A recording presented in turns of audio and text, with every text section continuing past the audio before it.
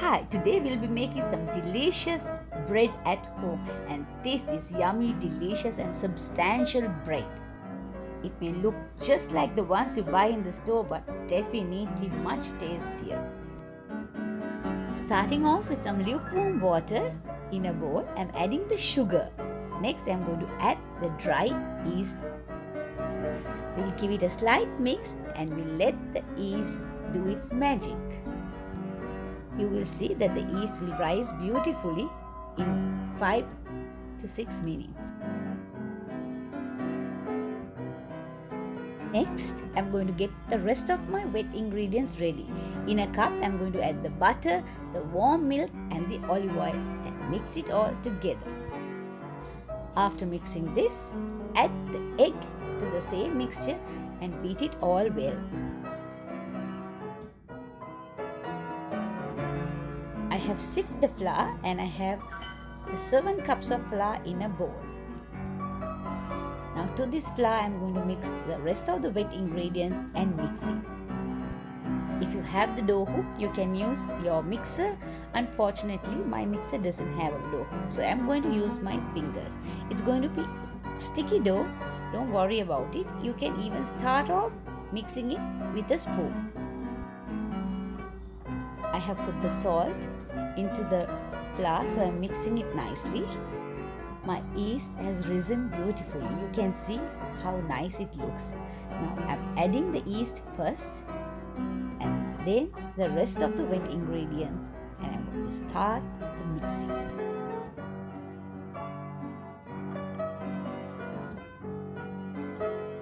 Just mix it until it's combined and quite a rough dough, and leave it for about 3 minutes. At this point, your dough is going to look like this. That dough will sit for 3 minutes.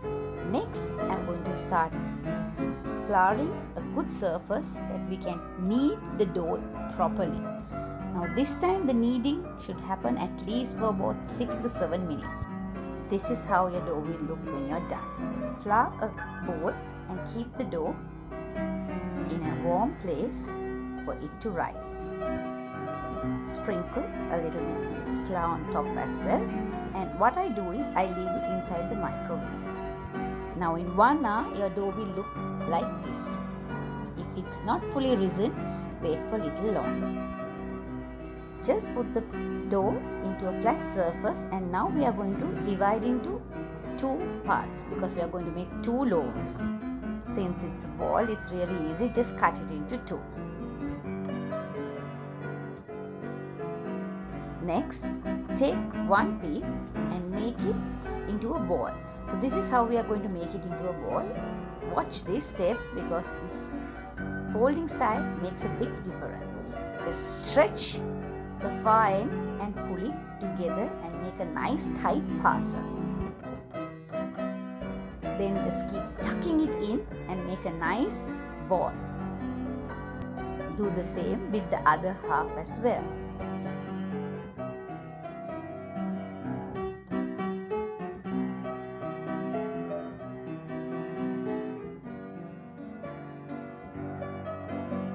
You can see it's a nice soft dough, a little sticky as well. Stretch the dough from the far end and fold it like a triangle.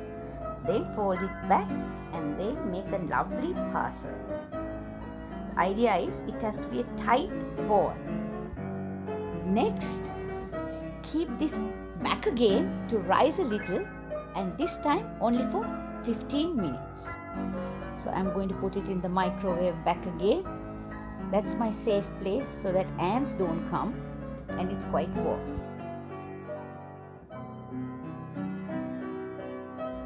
Now it's the exciting time. I'm nicely buttering my loaf tins because we're going to get ready to make the bread. I'm generously buttering both the loaf pans. As you can see, I had to borrow one from my sister-in-law because I had only one at home. My loaf tin is from Wilton, so it's a little bigger. You can see the dough has risen again. Now back again, we are going to flour a surface and we are going to mold the bread. Please follow these steps really carefully because there are different ways to fold the bread. Now this time I am going to flatten it really nicely like a big pizza. Next, I'm going to stretch it nicely from both sides and fold it in like a triangle. You can see I've made a big triangle, and now I'm folding the other side as well. Now this is how it will look. It's like a big triangle with a long top. It's like an elf's hat. Make sure the bottom of the triangle is the size of your bread tin, or rather your loaf pan. Then flatten it really nicely and do these tightening rolls until you come to the very end and seal the edges. It should be really tight, and seal the edges by pinching it really tight. Just roll it a few times to see whether it's even, looks nice. You can put a little bit of flour on either sides and on top, and then put it back into the tin. If it's sticky, just use a little bit of flour.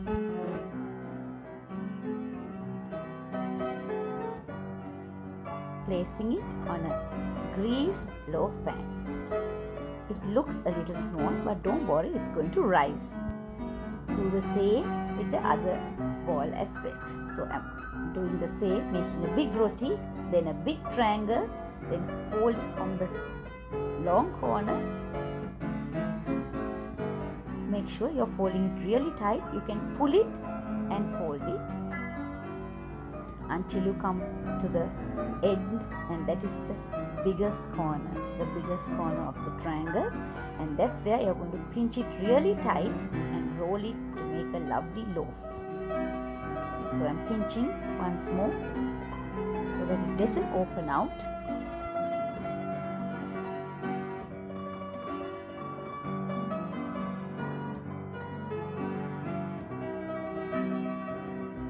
This is my loaf pan. You can see it's a little bigger.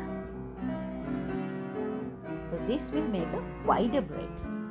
In 1 hour it has risen beautifully. Now the bread is ready to be baked. I have my oven already heating for 15 minutes on gas 3, that is 375 Fahrenheit. The bread will bake for a good 30 to 25 minutes. See, the top is lovely and brown, not very dark. So I'm rubbing a little butter and I'm going to put it for a few minutes in the grill, and that is to get a lovely crusty color on top. I just forgot about it for a few minutes, so it's a little too brown, but that's fine. It looks typical kade bread. I'm just turning it on the wire rag. It's very hot still, so you can see it's a perfect loaf. You have to know this. When making bread, the whole house smells so divine. It's a lovely aroma. My husband was waiting to taste the bread. He couldn't even wait till I finished this video because the smell is that divine. I have both my loaves ready to be cut, and now it has cooled a little bit. You can see it's baked beautifully. So the proof is in the tasting. Now we are getting ready to taste the bread. You can see the slices are perfect. This bread is the perfect bread for any sandwich.